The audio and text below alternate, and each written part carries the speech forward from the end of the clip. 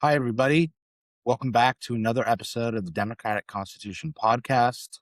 Today, we are lucky to have a returning guest, Tad Stoermer, who is a public historian, and he currently has a new book coming out. Hi, Tad. Thanks for joining us again on the podcast. No, it's my This pleasure. time, You're always a doctor. this time, we're here to talk about your new book, A Resistance History of the United States, which came out this month.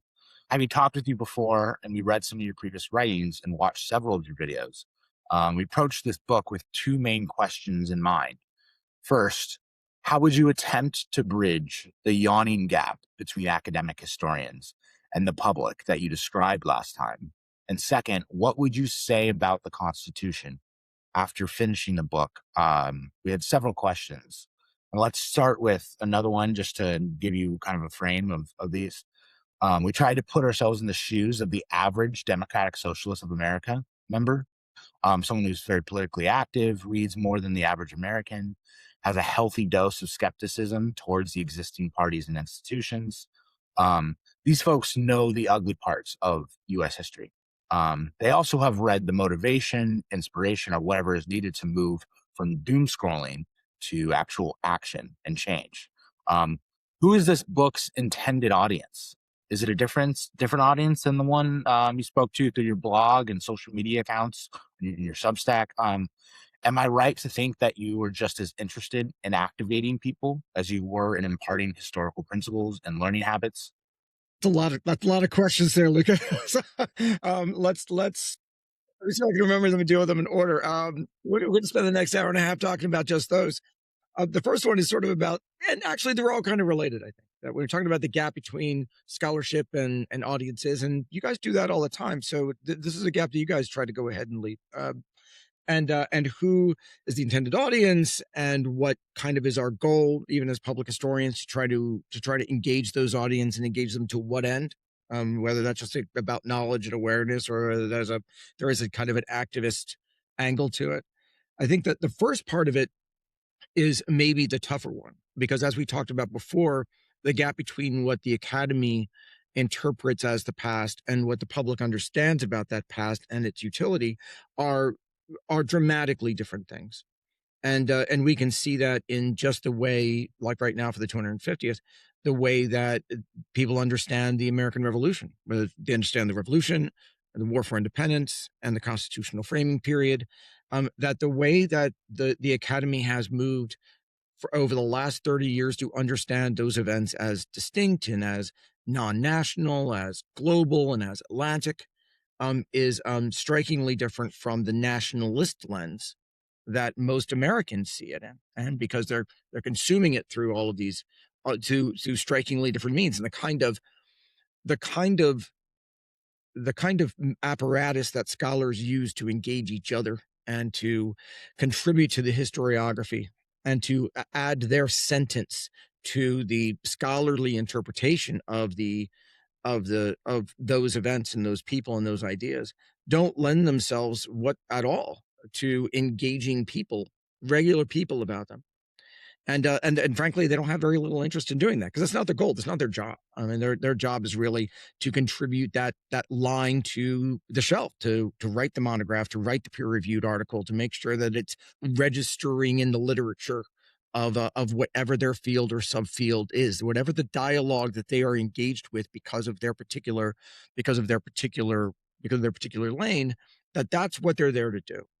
And that has diverged over the last, I think we talked about this a little bit last time, over the last, maybe since the late 1960s, that's diverged wildly from what our general audience is, what the public is understanding about the American Revolution. That understanding of the revolution and those ideas has not changed dramatically since the 1960s in terms of like a consensus view of what the American Revolution was. The Revolution was the war. The war did lead to the Constitution. It's one big historical moment, and they're all not just enmeshed in each other. They are in fact just one piece, and they're almost inevitable parts of the whole.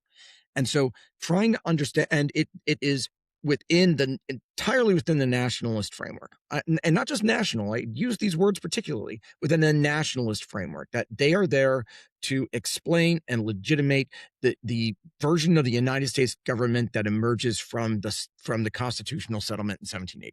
That is a version of the United States government, and the narrative that developed over the 19th century and was turbocharged in the 20th century has not changed a whole lot. That is really there to explain and legitimize that version of the United States government. That's not the way the academy understands, the way scholars today understand the American Revolution at all. And so when we're looking at trying to bridge that gap, I mean, that's still a main goal of what I do. I talked to David Waldstreicher about this not that long ago, and he thought that what I was doing was a little absurd. Because in a sense, I'm a critical historian. I'm trying to take critical history and engage broader audiences with it.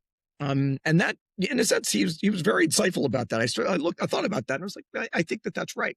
And framing it as public history, although I use these, my key point, given my experience in public history, is that I care about the methods we use to do it. That to make sure that we are engaging audiences and not. This is something that's very important to me, and I hope that it's reflected in the book. I don't think that audiences are too disengaged or too uneducated to understand complicated ideas and to understand the nuances that are involved in these historical moments. But that also they can't draw their own conclusions about it, and that if we're able to engage them using public history tools of being accessible and make sure that we're building it around robust narrative that plays by scholarly rules in terms of the authenticity and accuracy of the scholarship that goes into it, then we can in fact motivate them, that we can in fact engage them, to make that history usable and useful in their lives, to help them understand the world around them. And then, kind of getting to your other point, having a clearer idea of what you can do about it, because you can better recognize what are the hurdles in the way of change, and in recognizing the hurdles in the way of this change in terms of elements of our political culture that chills opposition, or elements of elements of our structural reality in terms of the Constitution and other parts of our structures that are also in your way. Well, you can identify in fact where those power dynamics sit. You can see how they're operating almost in real time, and then you have a better idea of what it is that you can do about it. And so, that's something that I hope would activate people. That being able to see things more clearly in terms of our political, our constitutional, our legal, our judicial realities, then people will be able to identify what points are the ones that in fact need change, rather than being misdirected and wasting their energy on other kinds of essentially oppositional goose chases. David's comment is interesting. We spoke with David about his book, Slavery's Constitution, which, as I understand, it is an excellent one. And he mentioned that it was written for his students, if I remember correctly. There was sort of a gap in the knowledge. Part of that method is, I think, I'm trained as an academic historian, and my PhD's in history. I'm not trained as a public historian. But I became a public historian, a practicing public historian, understanding deeply public history methodology because of my first job at Colonial Williamsburg.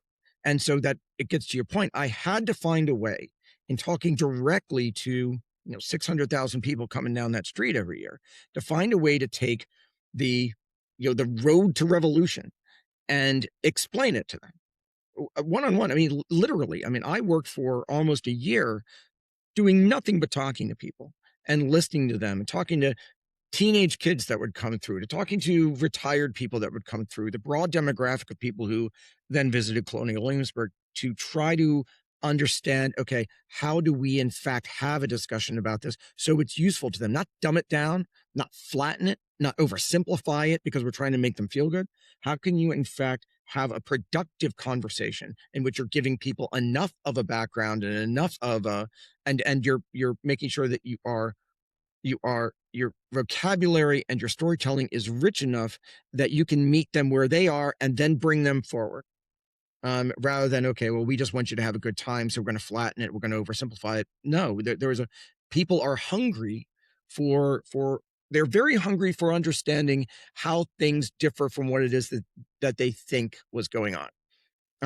And rather than just play myth busting all the time, which doesn't, I'm not really sure that helps people understand things either. It's about how do we go ahead and connect dots for people. And that was, having been trained as an academic historian, that's not the way we do things. And so that was, I think, the big kind of training ground for me that informed my methodology, which is why this book, I talk about this book as being a product of public history. And that's a lot of what I mean by that. I had in my mind, as I said, approaching this book, someone from the DSA, the Democratic Socialists of America, someone who's in a political organization, having learned something about the world, then takes another step of getting involved in some sort of social organization, let's say, in order to enact change. Reading your book, I found myself thinking, okay, someone's taking this knowledge, they're being activated.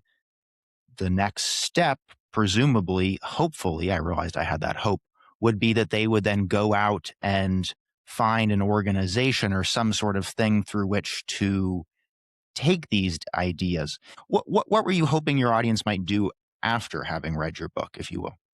Well, rip the parts of it out that they agreed with and carry it with them, and throw away the parts that are useless to them. I think that the main thing, again, it's about understanding. Essentially, I'm a structuralist, right? I mean, I care about power structures. I care about functions. I care about how things actually work rather than reading intentions. This is why I'm terrible for intellectual historians like and scholars like you to talk to. It's that I want to actually see how ideas in fact are operating, and then go back to sort of like to draw out the intentional stuff. So Gordon and I clashed all the time. But what I had hoped is that that they would in fact again see things essentially as they are in terms of those power dynamics and how it's operating. So to your point, if you're a democratic socialist and you're reading this, is to think about resistance as a process, the function of protest, that there are functions that are flying in through this book.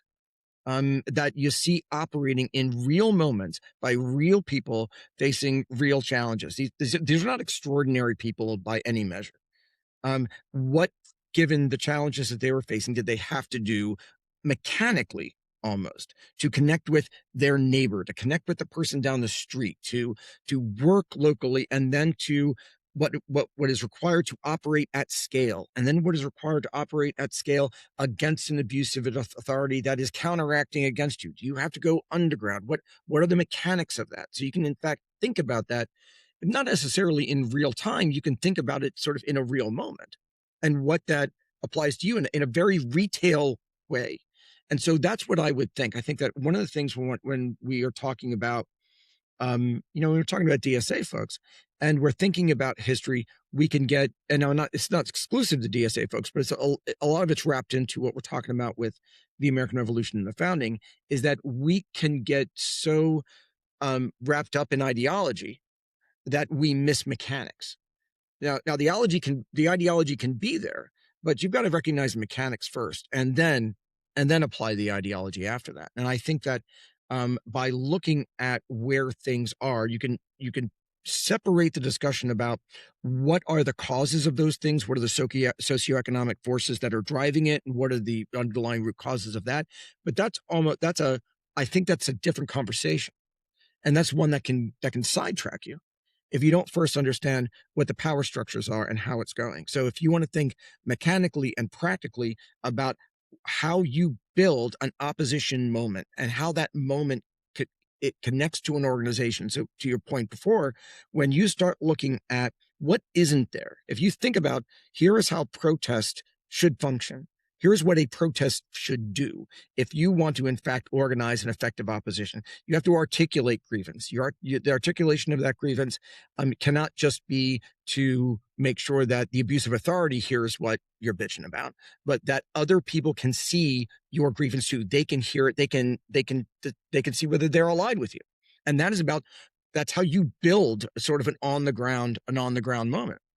And then to be able to or leverage resources and organize strategically so you can bring pressure to bear even within the permitted channels. And then in order to do that, you can go ahead and escalate a bit by making sure that your local group starts to connect with other local groups. And again, back to the point, you can then see, like right now, where that is missing. What is the missing point? Because you can see a lot of what we might consider to be effective opposition work happening on the ground in a number of places, whether that's Delaney Hall or Minneapolis. And I think that probably a lot of this is going on effectively in a lot of places in this country. What you're not seeing is any connective tissue. You're not seeing any kind of broader strategic connection. That, and you have to ask, okay, why? If this is how it has functioned in American resistance history, that and again, something like the Underground Railroad is a great example of this. If you have different cells that are operating to get enslaved people out from the control of the enslavers, and they're doing that individually, that's great and that's valuable, but it can't operate at scale. You're not moving 5,000 people, 10,000 people, 20,000 people. To do that, you have to connect the group of people in Southern Maryland to the group of people in Baltimore, to the group of people in Philadelphia, to keep going up. You have to make sure that you're providing that connective tissue, and then you start moving legions effectively. That is a very clear, very practical way to see how an effective opposition, in that case, addressing the symptoms of abusive authority, can work. And you can build that.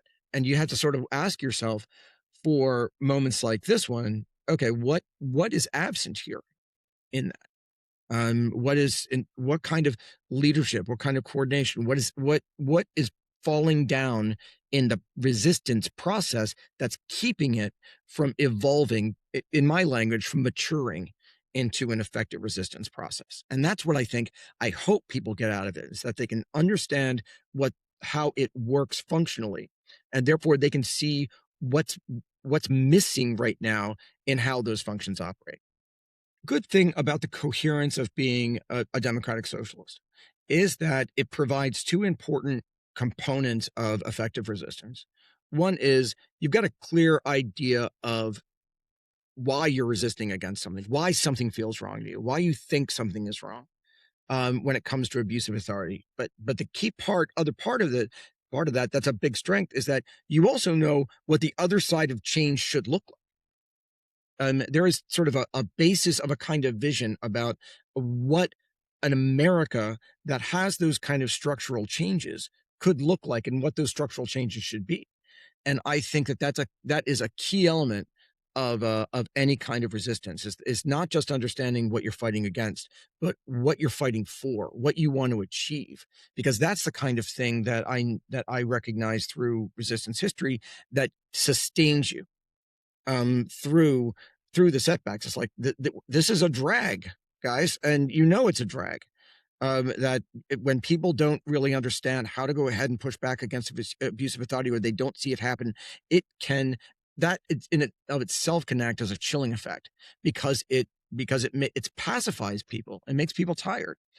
But what can keep people going is a practical vision that's grounded upon shared principles and belief about what that change could and should be. So I think that I think that democratic socialists have a real opportunity of not only being able to articulate why this is wrong, but the flip side, which I think is crucial, is that, okay, what kind of change are we in fact working towards? And then to be able to make the argument that allies can identify who in fact might share those goals, even if they might not share the terminology, even if they might not share the vocabulary. I think that's precisely what is going on, thinking of the 2.0, I guess, Trump era, of understanding the ruling class and how they function, but not completely understanding the full structure that's baked into that ideology of the ruling class. I think that is what needs to be pinned on. Anyway, go. Yeah. But that's why in the book, I wrapped myself around the axle about the vocabulary I was going to use by the kind of the grammar of resistance, because I felt myself really talking about capital and the protection of capital. And you can see it in the book. and I pull back a lot, because it's a road, it's a legitimate road you can go down. But what I felt it doing was pulling away from talking about how power is situated and power works, and not kind of infusing that too much. Obviously, protecting property and protecting capital is a huge part of it, but I didn't want that to get in the way of talking about the power dynamics itself. Because when I think about ruling class, that's why I continue to shift that to political establishment. That there's a that to me, that vocabulary, that shift mattered, um, because I think that it was able to incorporate a more broad base for, in terms of the sources of that power and the way it's deployed, that I think made it more functionally identifiable. Now, carrying on, we're going to skip a little towards the end part of your book, but like the conclusion and the epilogue is where you talk the most about the Constitution and the current moment. Your analysis of the Constitution and the connection to Trump is quite compelling. We agree that Trump should be understood as a product of the Constitution and not an aberration that can be solved by doubling down on the mechanisms to enable minority rule. It's the solution that leaves us with questions. When discussing the Constitution, you use words like transform and abandon, but you also ask about reform and defending democracy. And we were left a little uncertain if constitutional amendments should be understood as ways to protect victories from conservative reaction, or as if, as in Reconstruction, nothing is safe from judicial review. To put a fine point on it, do we need a new and democratic constitution? Yeah, absolutely. Absolutely. There are two ways we need structural change. And the structural change has to either happen constitutionally, or, well, it needs to happen constitutionally, but it also needs to happen socioeconomically. And it can happen, and also politically on a different scale. That the kind of major reforms that can be structural reforms that can happen legislatively, expanding the size of the House of Representatives, things like that. But I think that the Constitution, well, frankly, I think the Constitution is fatally flawed. And I think that the kind of reconstruction that's required needs to get back to the kind of things that the radical Republicans couldn't finish. I don't think that it's any secret in the book that I end up in a place I didn't think I was going to end up, which is deeply admiring the radical Republicans, but also seeing how they were limited in what they could achieve. They understood clearly the kind of conversation that we should be having now, which is that structural change of the Constitution was not going to be enough to go ahead and address the socioeconomic foundations of enslaver power. You needed to broadly shift wealth in the enslaver South to make sure that marginalized people, that formerly enslaved people, were receiving the economic share and the financial share of what was going on, to make their freedom meaningful. And that came with education, it came with property, it came with access to resources. They deeply understood those things. Charles Sumner gave a wonderful speech in Boston in the middle of the 1860s, in which he lays out all of those elements that in fact need to happen, beyond constitutional change, because it requires, for a more democratic society, that it required that kind of root and branch transformation, of the socioeconomic dynamics of the South. That's what they couldn't get to. So not only could they not get enough through the amendments, and that amendment process is fascinating, and I'm surprised people don't talk about this very much, because they understand, okay, well, the 13th Amendment is only going to go so far. And so the big one is the 14th Amendment. The 14th Amendment is a constitution in of itself. This is an extraordinary document.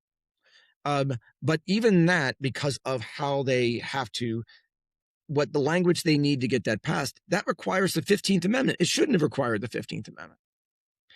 But they're seeing how in real time, how that was going to be insufficient. So they have to pass the 15th Amendment. And that's not enough, because, sort of, as you pointed out, it's always going to be subject to this endless game of constitutional storytelling. Because we can't do things like it's a point that I wanted to sort of expand on in the book, but my publisher would have killed me if I kept going on in pages. Is about the Equal Rights Amendment. It's absurd that we couldn't pass the Equal Rights Amendment. That there was an artificial time limit put on the Equal Rights Amendment. That is one of those problems that show us that it doesn't matter, that it's not that changing the people in charge isn't going to change what's going on. Because the people who passed, the members of Congress who passed the ERA, put a time limit on it.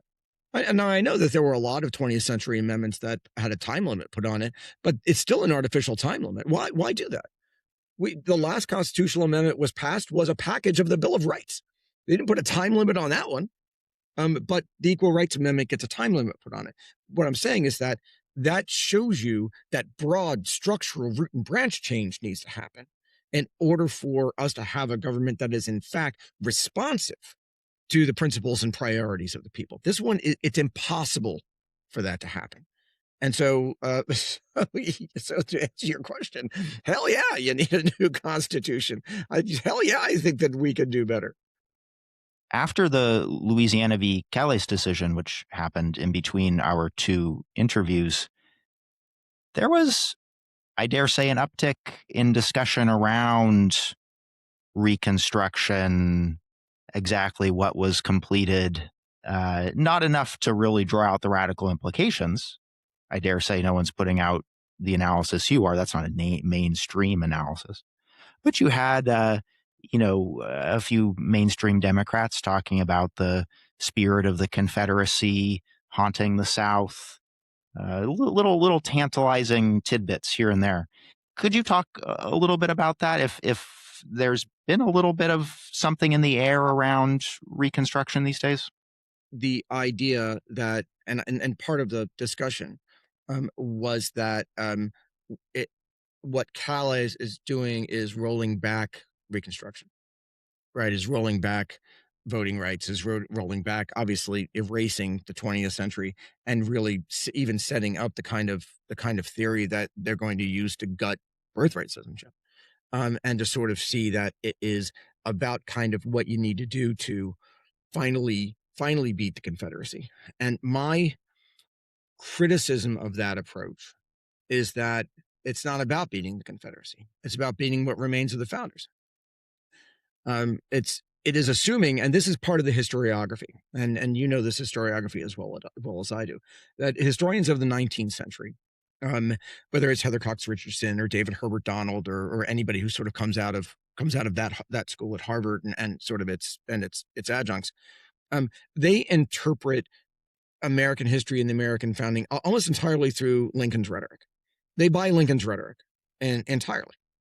And it is this idea that the enslaver establishment emerged by the 1840s and 1850s as a kind of reactionary element that gained control of the government, that gained control of the levers of political power, and acted as kind of a reactionary force to battle against the Declaration of Independence, until you had the heroic Abraham Lincoln, who stood up for the principles of the Declaration to rescue it from this band of essentially insurgent enslavers. That's their interpretation, that the Confederacy and the sources of the Confederacy were kind of sui generis, coming out of the 1840s and 1850s, as this conservative reactionary force, that and completely disconnected from the founding. And therefore, Abraham Lincoln is their number one hero in all this. He could do no wrong. And therefore, it also diminishes the role of the radical Republicans. Abraham Lincoln is the force behind the 13th Amendment. Abraham Lincoln is the force behind, for some reason, the 14th Amendment. That is Abraham Lincoln who gets all of this done. And so, but Abraham Lincoln is the inheritor of the pure ideals of the Declaration of Independence that are corrupted by the enslavers. It is part of the broader theory of the bad actor theory in American history, that the structure is sound, and the structure has been sound since the founding, The only thing that has been a problem are bad actors that get into positions of power, and therefore reform needs to happen in order to control for those bad actors. But the structure is perfectly fine. Rather than seeing what was being reconstructed, and this is my point. What they say was being reconstructed is the South, is the Confederacy. That's not what's being reconstructed. The Reconstruction Amendment was reconstructing the United States of America that was created by the founders. And it was that structure that was operating from the very start that continued to expand enslaver authority, metastasize it through every branch of the government in order to be able to control pretty much everything that the federal government did. And not that the enslavers were just the heirs of that, wanting to preserve that structure. But it was that structure that they wanted to preserve, and that structure that needed to be changed in order to affect it. They were changing the Confederacy. They were changing everything. And I think that until we see that, and I think that's where that conversation then fell short.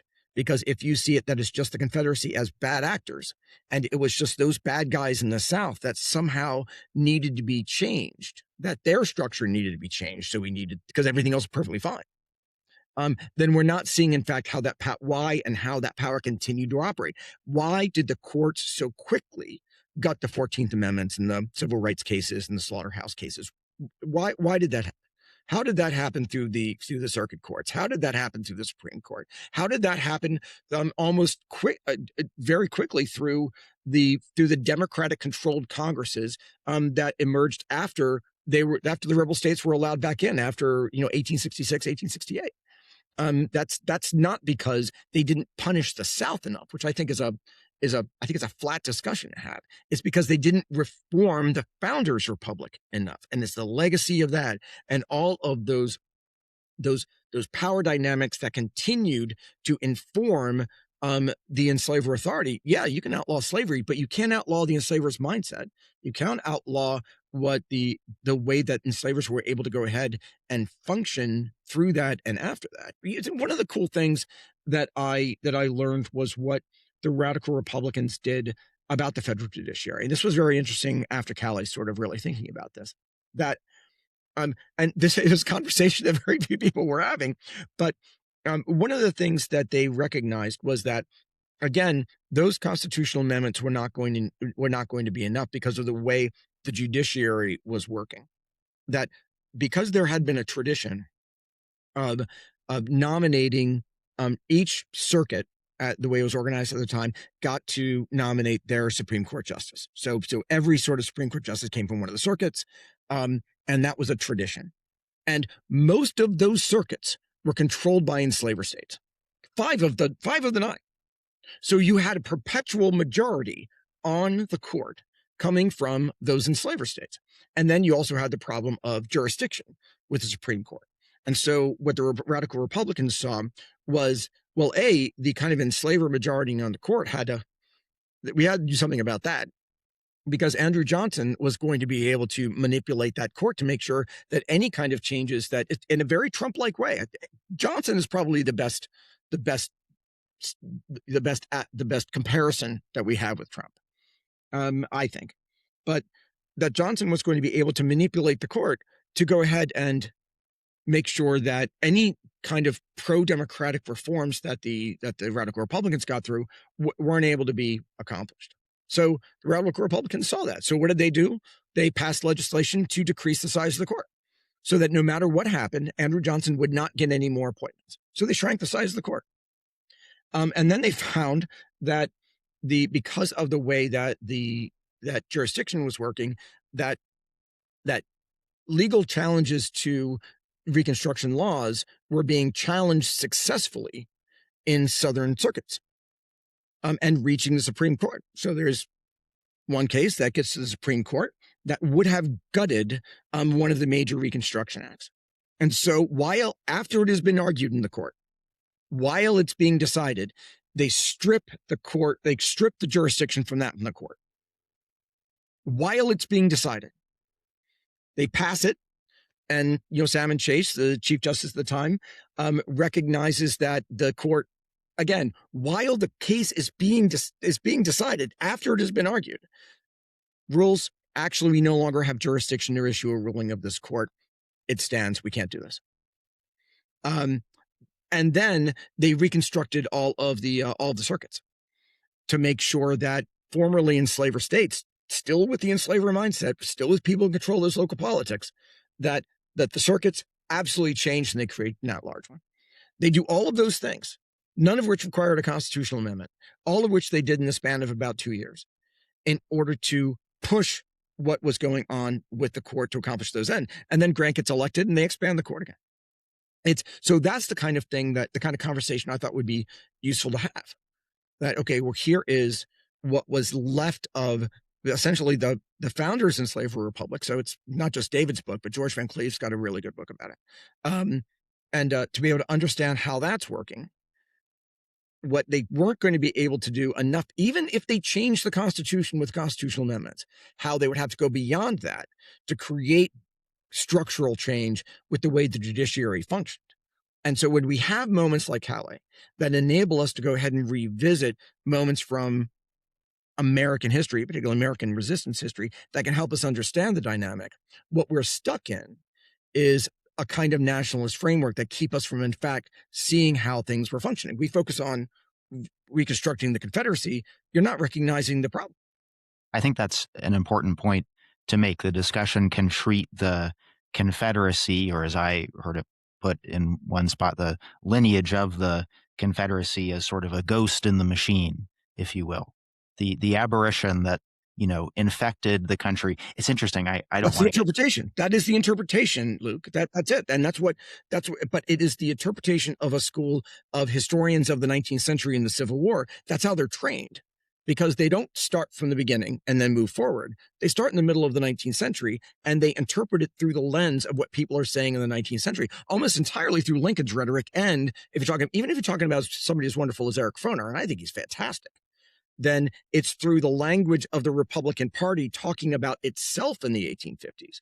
And that's not an objective view of how it's in fact working. What the Republican Party is saying about itself in the 1850s is not an outside analysis about what, in fact, the Republican Party was doing in the 1850s. But to get to that point, you got to go earlier and move forward rather than start your whole career and your understanding of American history in 1850 and then move forward from there, just buying what people are saying at the time about how they got to where they were as being true.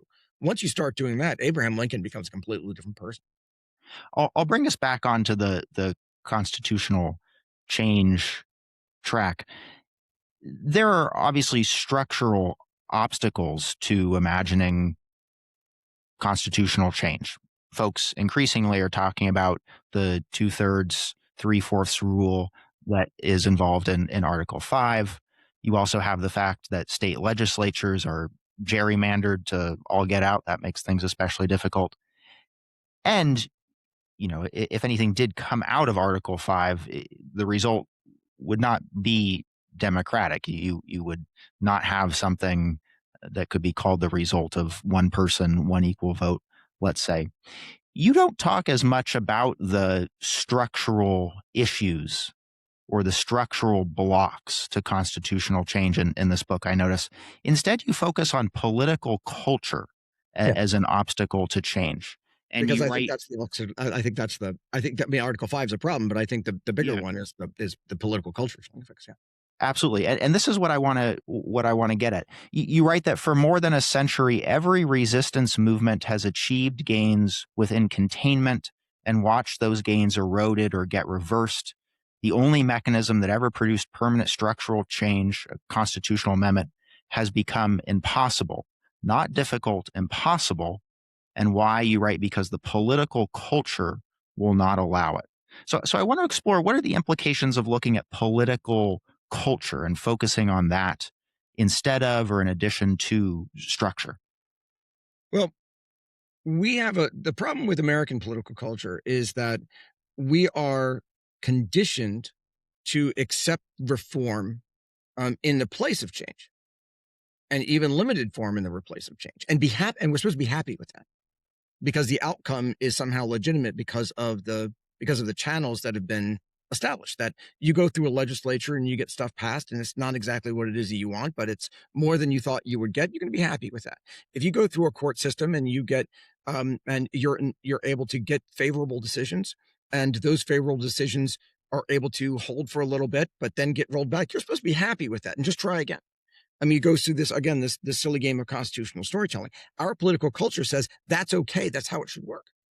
That if something as fundamental as women's rights, and it's the example that I use in the book, something as important as women's rights are set into this stupid game of constitutional storytelling where you have to go through the document to go ahead, and because everyone is an originalist now, everybody, right and left, everybody is an originalist.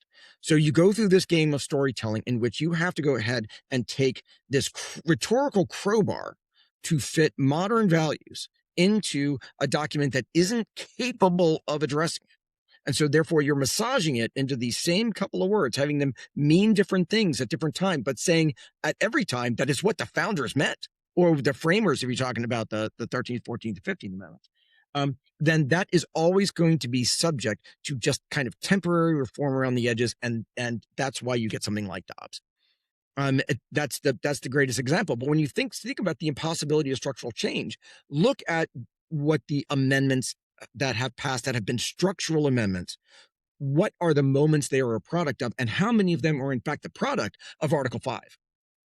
First 10 aren't. The 13th, 14th, and 15th aren't. They're not the product of Article 5 working as it was designed to work. It's a product of the suspension of Article 5. Even if they're like going by the niceties, Thaddeus Stevens knows he's suspending Article 5.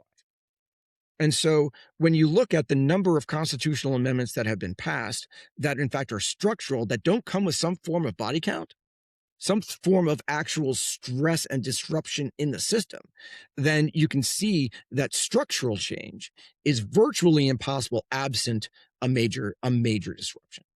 And so otherwise then, so we might point about particularly the 20th century going into the 21st century, that our political culture conditions Americans to believe so much that for some reason that constitutional system and those channels are inherently legitimate and therefore unchangeable, which separates our political culture from almost every other political culture on earth because of their source, because of the great wisdom of who created it. It's a baffling set of narratives that Americans are sold, and not thinking that in fact we could do better.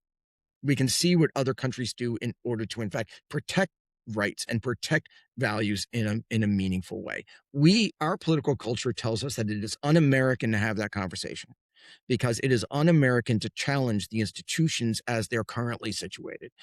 For whatever reason, because they come from these sainted founders who for some reason were better than we are, even though they completely accepted the exploitation of 1/5 of the population for purely personal gain. Somehow that's okay. And we'll accept that in terms of their moral standard. We'll excuse that. But we're going to hold up this idea about what they think about political science and about the science of politics and political structures. We can't change it. That is entirely our political culture at work. And it happens on the right and it happens on the left. And it drives me nuts because it keeps us from having anything close to a practical conversation about what change needs to happen and how. Pete Buttigieg today or yesterday was at the Rainbow Push Coalition. A wonderful group, fantastic people.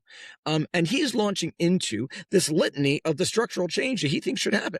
All kinds of constitutional amendments, uncap the House of Representatives, expand the Supreme Court, increase the number of states. He's just ripping through all of these great kind of progressive ideas of structural change to that audience, something that he has no intention whatsoever of following through with. Talk left, govern right, every single time. It's what the establishment does. Because once you get into it, there's always with establishment folks, you get into one word that derails everything and is what our political culture makes effective. But yes, I would go ahead and like to see this change. I want to work for that change, but we have to recognize America's political realities. We have to do this in a bipartisan way, blah, blah, blah, blah, blah. We can't do it right now. We have to go ahead and convince people, blah, blah, blah, blah, blah.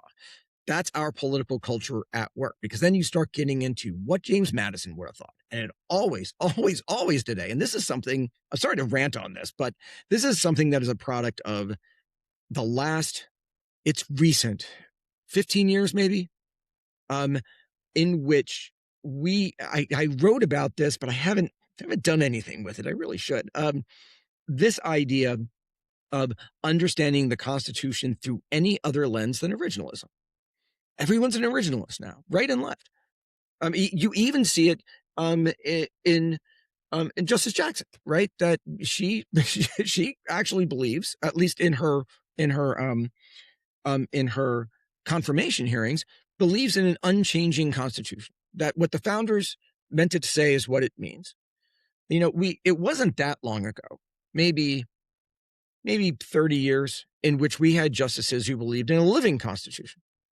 Right, that there's a school of interpretation of the Constitution that that its highest and greatest value is how we can interpret it to mean the most right now, based upon Alvari. So you can take those words to mean whatever you want. It has to be interpreted to mean something right now today. That has disappeared completely from the blackboard of constitutional thinking. Everyone, right and left, is an originalist. So, which shows you that American political culture has become more conservative in the last 20 years by situating everything into that very narrow bandwidth of interpretation. I think that that's something that I have not seen anybody talk about, but yet people will do studies about what are the reasonings for particular opinions and where people are coming from. Are they hypertextualists? Are they originalists? But those things are deeply wedded together. But it used to be that Clarence Thomas or Scalia would make an argument that would be seen by others as being absolutely insane. Why are you interpreting it through the lens of gun laws of 1789? But today, what you get on the other side is their argument for what gun laws were doing in 1789. That's our political culture at work. You have to have the only acceptable terms of debate and therefore political change is through this narrow lens. So that's why I deeply care about people recognizing the chilling effect that has. And now you see it. You can't unsee it when you start to see it. Every time something happens, everyone is racing for what the founders would do. And no one steps out of that frame. You step out of that frame, you are somehow illegitimate. You're an extremist. You're talking in a way that's unrealistic. You're no longer an adult in the room. It's only reasonable people who, in fact, accept the terms of the debate that are allowed to have any part of the conversation. And what that does is conservative. That's stasis. That advocates against all change. We have a political culture that's, in fact, shockingly conservative. And it has become more conservative as it goes. So when you have people who even maybe 30 years ago would argue for a difference of opinion based upon that America is much more diverse and requires much greater representation, what you end up with now is a conversation, it's the Ken Burns discussion, right? Is that no, in fact, what the founders intended was all of those people to be involved in the first place. So therefore it returns, right? Therefore, we're back to talking about what the founders meant, because they meant for this diversity the whole time. Well, if they meant for this diversity the whole time, then the institutions they set up was somehow going to magically account for that diversity. And therefore, it shouldn't be changed. It's 2026. 30 years ago, Daniel Lazaire's book, The Frozen Republic, came out. And thinking about your comment on the 15 years, but then also 30 years bigger, it's exactly it. As there's been more work academically, activist-wise, whatever, to really push this actual reality kind of understanding of like, what is this U.S. democratic constitution? What is this U.S. constitutional system we've been living in for 250 plus years? It has the whole idea of what's legitimate has shrank and been contained even more. You have Aziz Rana writing, about the constitutional bind, and yet it's true every time, particularly in the Trump era, things get more crisis looking it's like, oh, there's less we can do. There's less we can do. Oh my God, hold on tight. Hold on tight. That's all you can do. Hold on tight. There you go. Yeah. All you can do. And hopefully it doesn't fall. We know it will, but hopefully it won't fall apart. And then the other point was just about the political culture thing, is that we need to just, like, this is the point in the conversations that people are having. It has to be a point of like, do you think this is a democratic culture? Do you think under Biden, this was a democratic political culture? Are you serious? Have you been paying, if you're a talking head, if you're somebody who's constantly analyzing and aware of all the various different moves of the establishment or not, this is the kind of culture you would call that exists under a democratic society? No, it's not. No one would ever stake a claim on that legitimately. So, so it's about like pointing out, it's like, well, what would a democratic culture, political culture look like to you? You see, there you go. Right. So if we define political culture as the set of beliefs that influence political behavior and how those beliefs are formed, that's essentially political culture. And because right now we have these nationalist influences, we have these nationalist set of beliefs, we have these kind of court historians that continue to go ahead and reinforce the establishment about this particular version of the American nation state, and that informs political behavior, and they tie it up with our history. Then you are stuck in this point of stasis. But it sort of gets to your other point, is that, like, what does a democratic society look like under Biden? Right? Was it democratic under Biden? Is what people instead focus on, because it's so much more convenient and comfortable for them, is the rhetoric, is the language, is the top lines, rather than thinking about the functions. Functionally, in fact, about how things work at the point of democracy, at the point of the individual. Are things working differently now than they were under Biden? Fine, you can talk to me about an infrastructure bill. Knock yourself out. Functionally, in terms of what we care about in terms of the building blocks of democracy, what is going on? And when you reduce it to that kind of discussion, then things look a lot different. But it's a much more uncomfortable conversation that folks on MS Now or whatever aren't interested in having, because that suggests structural change. You suggest structural change. The minute you suggest that, that means you're threatening their place in the establishment. And that's what can't happen. This is reminding me of our reoccurring theme of audience.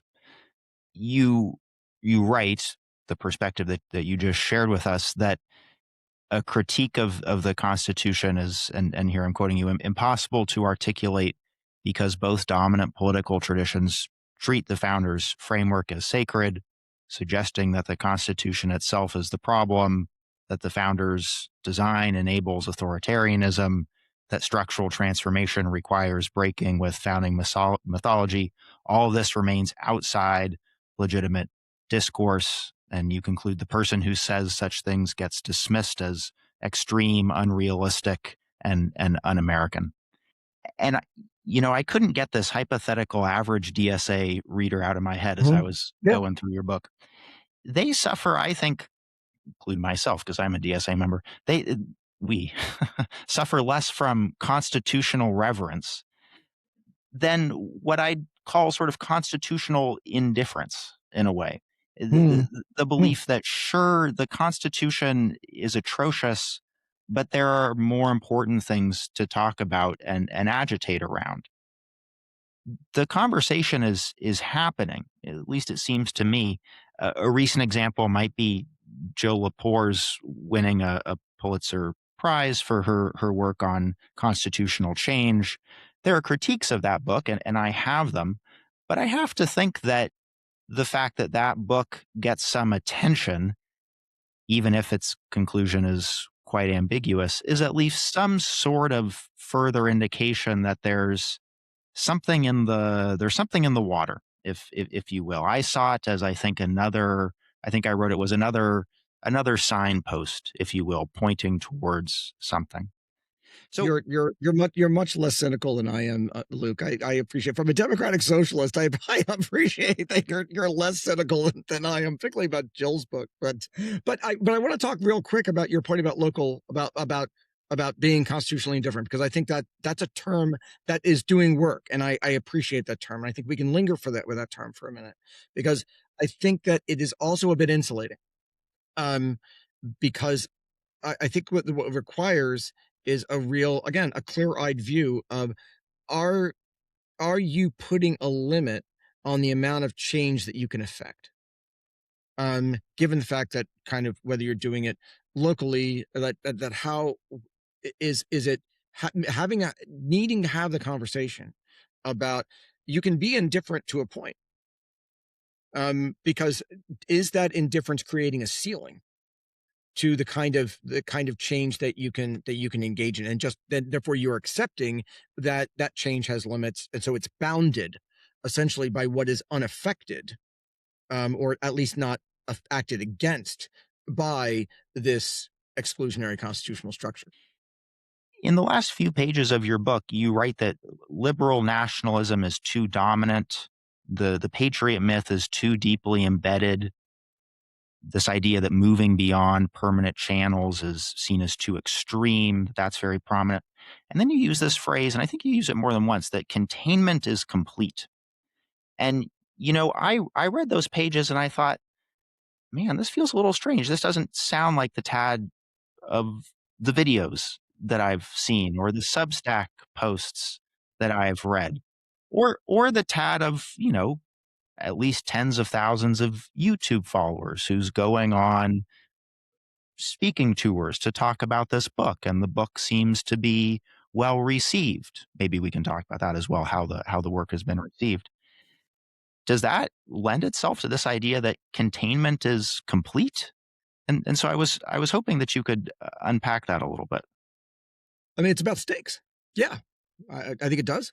I think that I think what I hope it does. It, in a certain sense, one of my regrets about the book is that it's a big, huge bummer. I get that. But it is complete. It is controlling. That doesn't mean you can't break out of it. That does mean, though, you need to break it. There's no reforming our way out of it.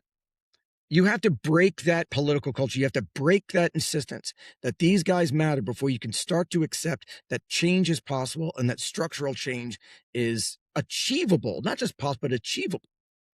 The fact that it is complete because we can't even begin to have the conversation and it be considered a legitimate conversation.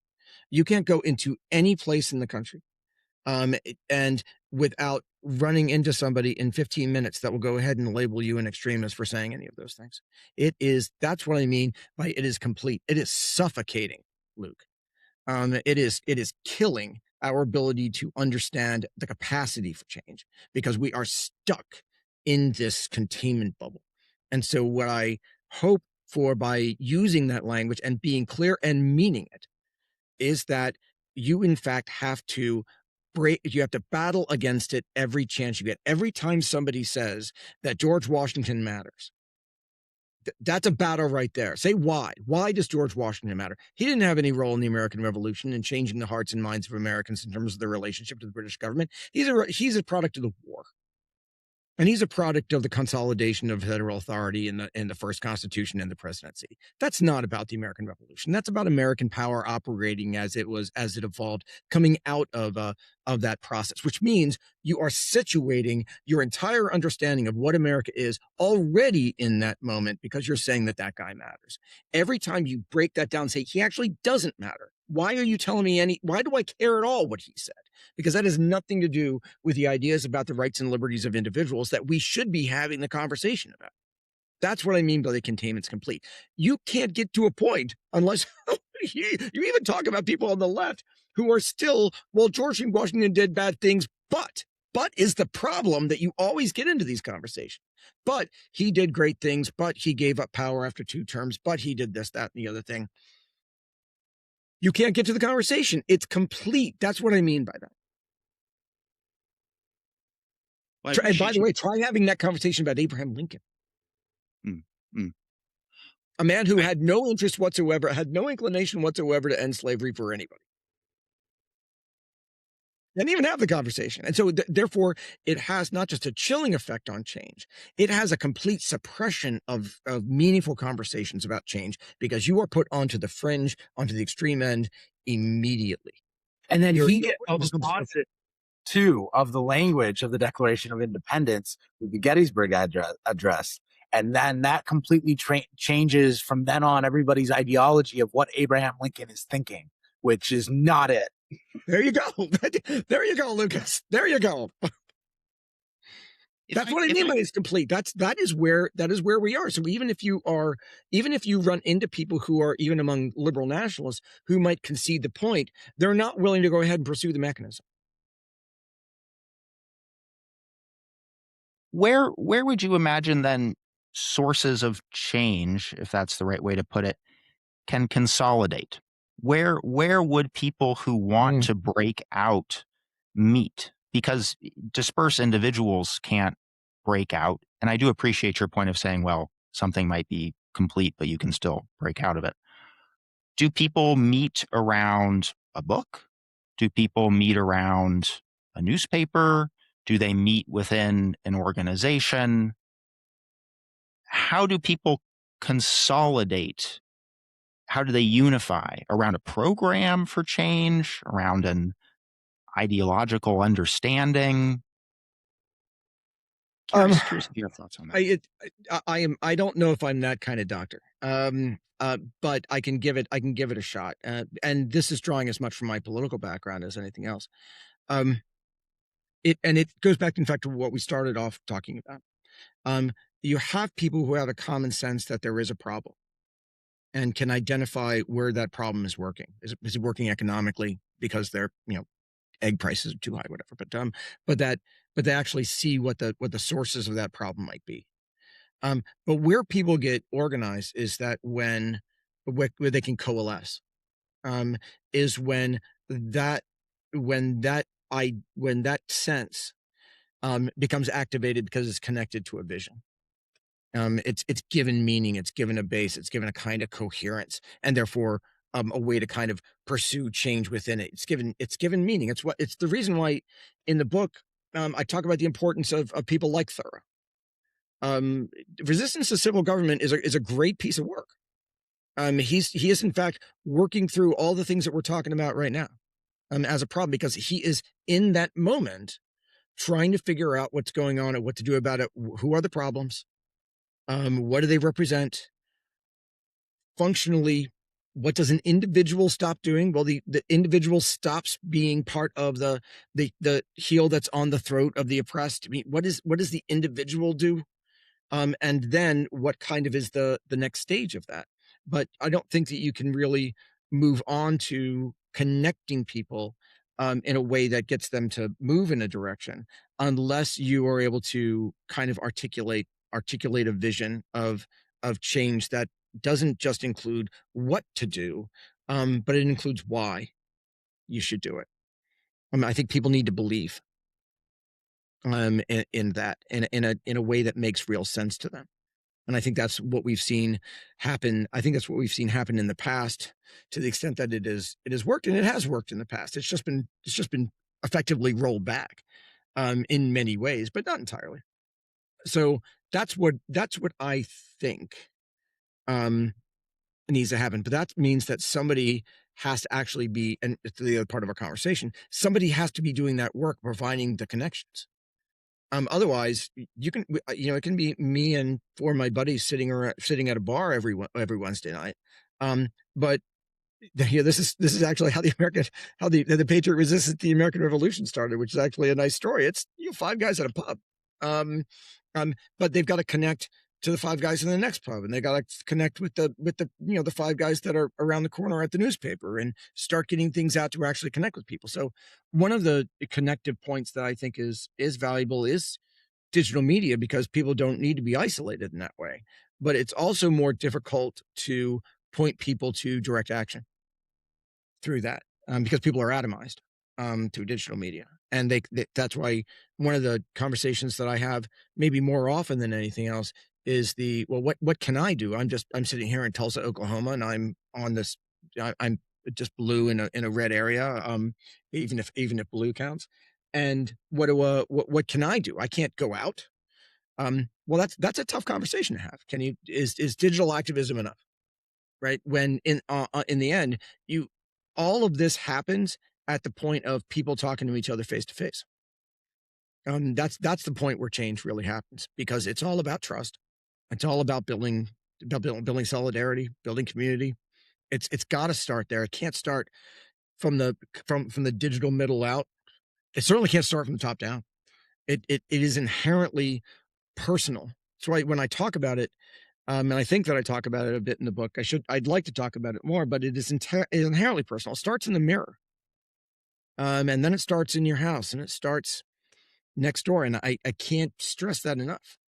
And so I don't know if that answers the question, but I think that to the extent that there is sort of an organizing element of that, what I can do is speak to the historical foundations, and that's what has in fact worked. And in fact, it's the only thing that I can identify that's worked in almost every resistance context that I have looked at across a couple of centuries and two hemispheres. That's the only way it works. I just wanted to add real quickly before you add anything else, is that I think we are very much, in a sense, maybe I'm being naive, but I think we are past a tipping point in which in American history, they've always been able to contain and stomp out the constitutional critique and make it disappear, more or less.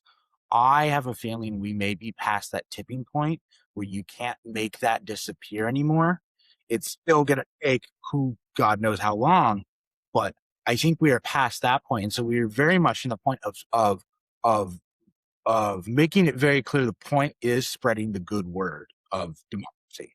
We are at that point, online, writing, face to face, at your bar, at your rally, whatever.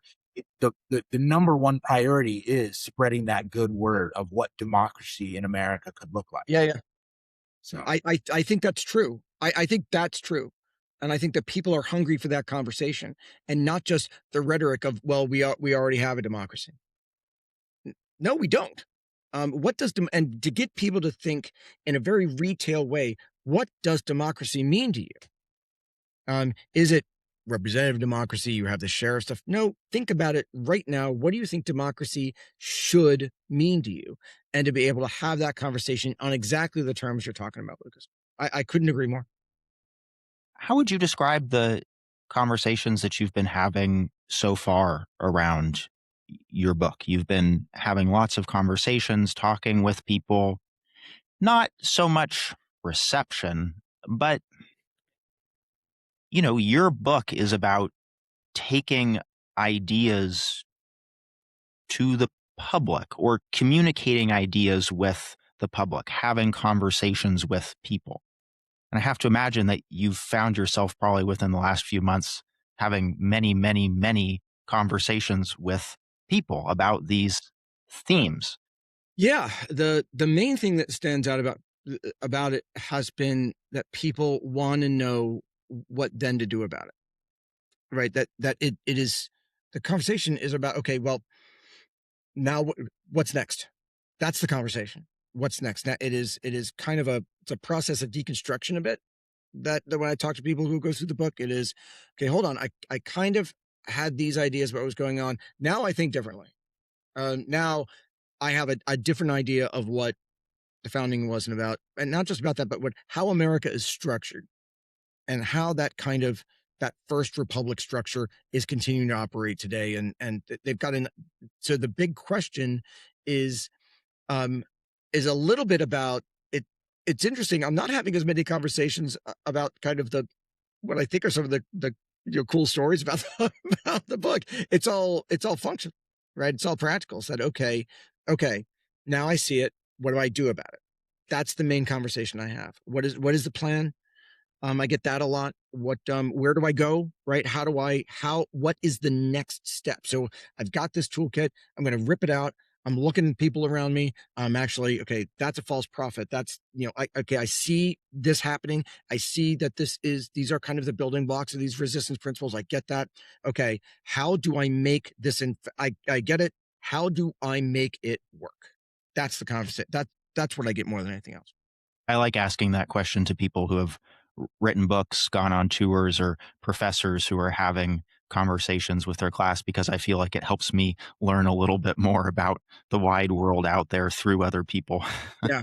Yeah. And I talk to people like you said, I talk to people all the time. And that's the main one, is that they get, a lot of them are mad that they feel like they've been lied to their whole life. But the key point that I point out to them is that my work, and you have been through this historiography, you guys.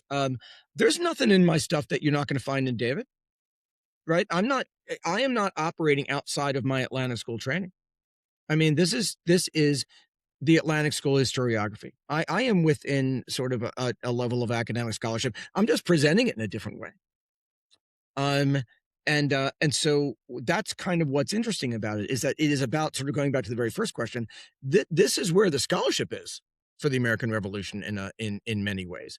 Now I've connected it in thinking about resistance history, because I'm in terms of the power dynamic, but in terms of the actual history, this is where the scholarship is. And I think that is what is most interesting about people who say that they're being introduced to a history they have never heard. Well, that's because they're being introduced to a history that's not, in fact, representing where the scholarship has gone. And then what do they do about it? Because where the political culture has kept that conversation from happening. That's kept from that scholarship from, in fact, getting out to inform what's going on. So they want to know, okay, now what do I do about it? And which is a question I don't know if I'm the best person to answer, which is unfair. I know. In fact, it might be completely irresponsible on my part. Well, let's turn to some of that scholarship to conclude the conversation. Few people have been as impactful in putting out scholarship around this as the late historian Gordon Wood, who passed away, I believe, on June 7th. And so I was hoping that you could reflect on Wood a little bit. I recently picked up a copy of his book. I believe it was published in 2021, a work that he described as sort of a summation of his 50 years of scholarship, decades of scholarship. And on the cover, there was a little graphic that said, this book is featured in the upcoming Ken Burns documentary series. And we, of course, talked about Ken Burns the last time you were on the show. So I wanted to close out by opening up this space to talk about Gordon. I knew Gordon well, and his wife. There's that Gordon, a lovely guy, working class family from Concord. Kind of bewildered that he ever ended up in the Ivy League. Right, it never quite sat with him. Or at least he never was quite comfortable with it. I always thought that was interesting about Gordon, because he never lost that accent.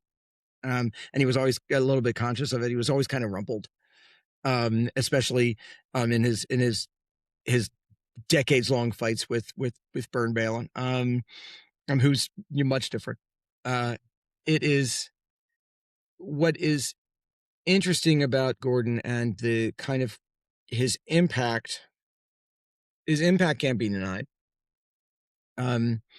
Goodwill Hunting aside, but there are drawbacks to that, right? We have to be honest and do a qualitative assessment of that.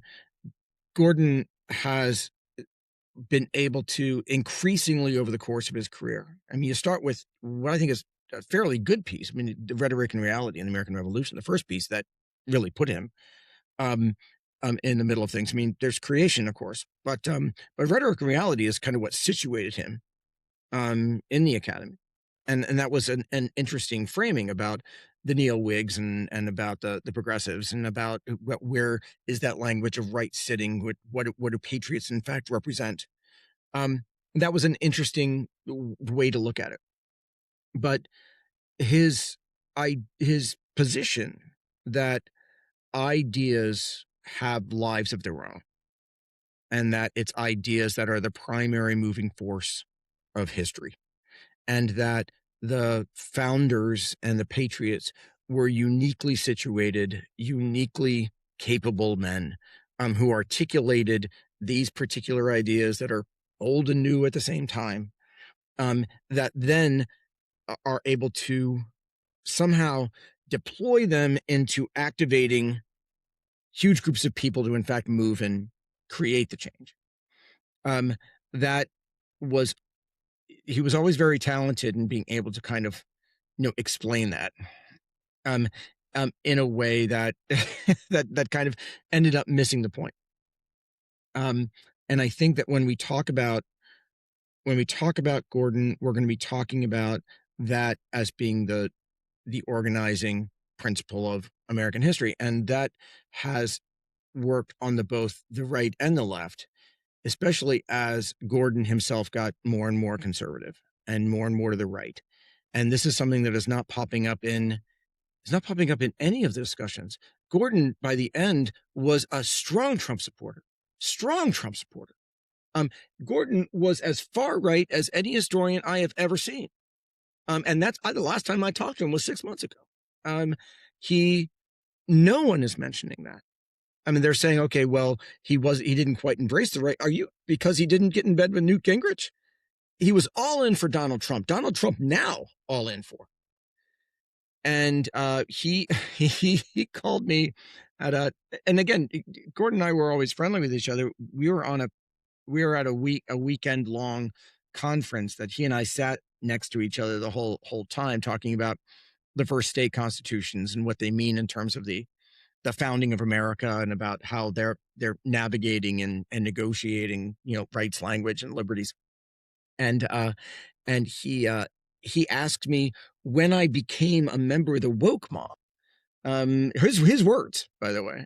When did I become a member of the woke mob? Because I insisted in talking about the realities of slavery and the influence of slavery and even women. That was, even those discussions by then were just too far. He wasn't interested in having them. Wasn't interested in even conceding the point. And you can kind of see that in his work as it went on, in fueling, and he knew he was doing this, fueling the views of the nationalist right about what the founding was doing. I mean, Gordon is the source of the interpretation of the Constitution as and the founders as in fact intending to end slavery, right? He made the argument, and this is in his Oxford History of the United States, in his volume, that it's and again, nobody talks about this. He makes the argument explicit in there that that racism in the United States originated because of people opposing slavery, rather than working within what the framers intended that might eventually end slavery. That racism is a construction of people opposing slavery, not enslavers. That is a position that in fact he ran with, and that he saw happening in the United States around him today, and which is why he was so vehement about the 1619 Project and about Nicole Hannah-Jones personally. And he really believed that the enslavers and the patriots weren't at all exclusionary, that they were uniquely situated intellectual beings, and that these ideas had their own noble force that ennobled the founders. And so you see that in his work as he got older, that the founders become more and more important and more removed from being people. More and more removed from being actors in a specific historical moment. They become increasingly exceptional in their own, for all time. And I think that gets us back into the conversation about how our political culture is, operating in this suffocating way that Gordon represents.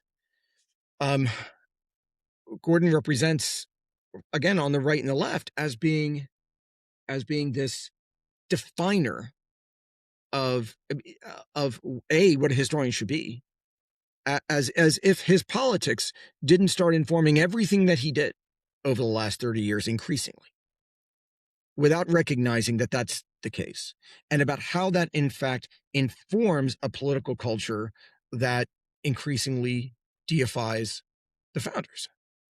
And so he in fact has provided the intellectual force for that, certainly on the right, but he does it for the left. Ken Burns loves it, because they both share the same basic value, that it's the founding that matters, that these guys set the tone for everything else, that their ideas were in fact noble. They might have been corrupted later, but they're noble at the time. And the only thing different between the right and the left is what is the mechanism for that corruption and what you need to get back to it. But the fundamental principle is the same.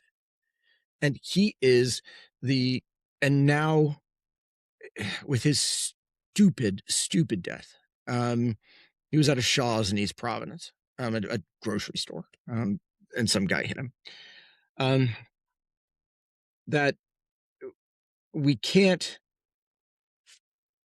because we can't get to the point we can have an honest conversation about Gordon Wood, broadly speaking, and that's a reflection of where we are in terms of our political culture.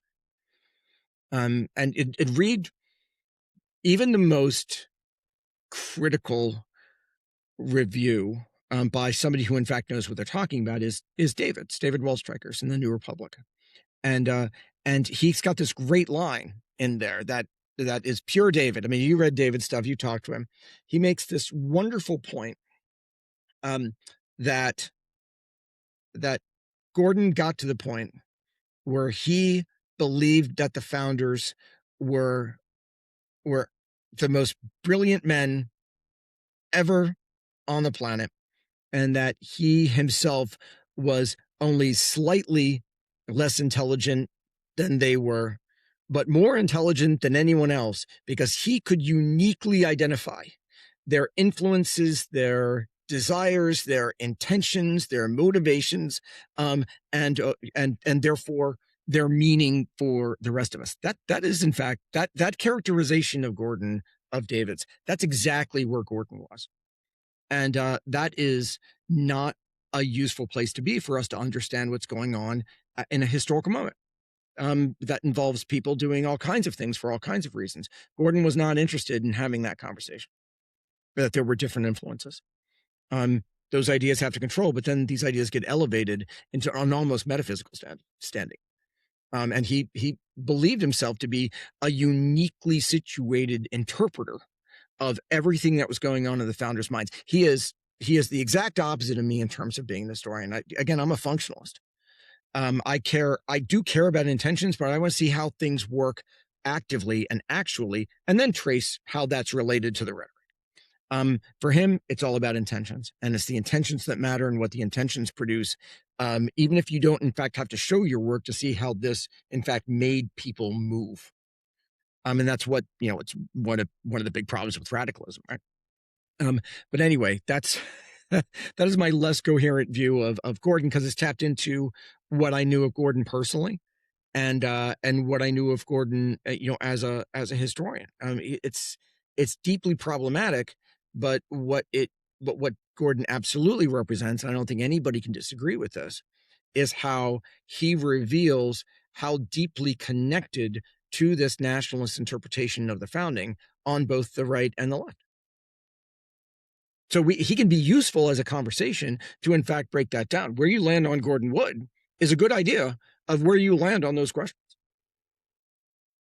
And so just look around you, just in terms of the discourse, see, in fact, who is maybe not saying anything about Gordon, but actually see where all of this is, where what people are saying things now coming from. Publicly, I'm not saying anything. I'll just wait, because I want to have a productive conversation about it, but you can't have it right now. I think the best you can do is what David did. And again, he's got a couple of lines in there that really get to that. If you pull out those lines, they're as incisive as anything. And David's the right person to do that. There is another book that's out that is, I think it's called America 250, that Frank Cogliano edited. It's a collection of essays about the meaning of the Declaration of Independence. And you people like Annette Gordon Reed's in it, and Peter Onuf, and Elliot Gould, and all, and Elliot Gould, and people like that in it. And one of the interesting things is it sort of gets to that point about the kind of conversation that you can have, is that there's only, of the 25 essays, only one of them is critical. Only one of them asks the question, does it matter? Is the Declaration irrelevant? Only one of them, because all of the rest of them presume that it does, that it is important. And so we're talking about the Constitution. Only Michael McDonnell, who a critical historian, done wonderful work in Virginia, found the containment so complete that he left the field entirely. He's in Australia teaching. He's focused on connecting Aboriginal history and storytelling to people, because it is impossible to have the conversation anymore in the field. But his work has been so strong in the period that the editor of the book reached out for him to do a piece. But his piece was, maybe the Declaration's irrelevant, and maybe we can in fact just have that conversation. But that's where we are. You have somebody who stepped out of the field in order to come in and provide the critical perspective. The number of us who are doing this work are very few, and but you can see, at least with, you sort of talk about the reception of the book, that you can see that people seem to be up for it. I don't want to read too much into the book's numbers, which are absurd. That it's number 7 on the New York Times bestseller list. My book shouldn't be doing that, right? If things are going okay in America, 2 people are reading my book, and they're both on this podcast, right? I mean, it's that nobody should be reading this book, but it's number 1 on the international for independent booksellers. USA Today's list is for all books sold in the United States. It's number 16 of all books sold in the United States, and number 7 on the New York Times nonfiction list. That is a marker of where we are as a country, not because you guys have read it, it's not because it's the work of staggering literary genius, sure as hell not because of that. It's because of this moment. And so what I think is that people are hungry for a critical perspective, one that is historically situated, but that one that takes them seriously as an audience, that doesn't talk down to them, that actually is having, what I hope to do is having a conversation with them, that sort of engages them. But it's, if you are Michael McDonnell with one chapter in that book asking the question whether the Declaration is irrelevant, and there is nobody who is willing to go ahead and say, well, we need to have a critical idea of where Gordon Wood is situated, then that tells you everything you know about the level of containment of this country. But it also gives you, sort of, as you pointed out, maybe it is one of those, you're talking about Jill's book, right? That, well, maybe there is sort of a window which people are starting to ask whether something else is going on, and therefore we can do something else about it. Well, you're right. In an ideal world, people are focusing more on the 9 very interesting historical events and teasing out the interesting events that you mentioned. And, that question of, well, what do I do about it is not so pertinent, but that's obviously not the world we are living in. People hunger to take the history and say, okay, how does this apply to the present? How can this help us create change? Yeah. In no good world am I a New York Times bestselling author. That's not the work I do. Right. Well, we have the world we have, and we're glad to have you in it, Tad, and your work as well. Lucas and I really appreciate you coming on the show. I don't know, Lucas, if you want to throw anything in. Just thank you. I loved our last episode with you, and this feels even like a greater conversation, and really magnifying precisely what we need to target right now. So this was really fun. Well, I appreciate it. I always enjoy talking to you guys, and I hope I'm a bit more coherent than I was last time. Last time I was shredded, but I was shredded the process I was with the book. But things are a little cleaner, so I hope we can have another conversation.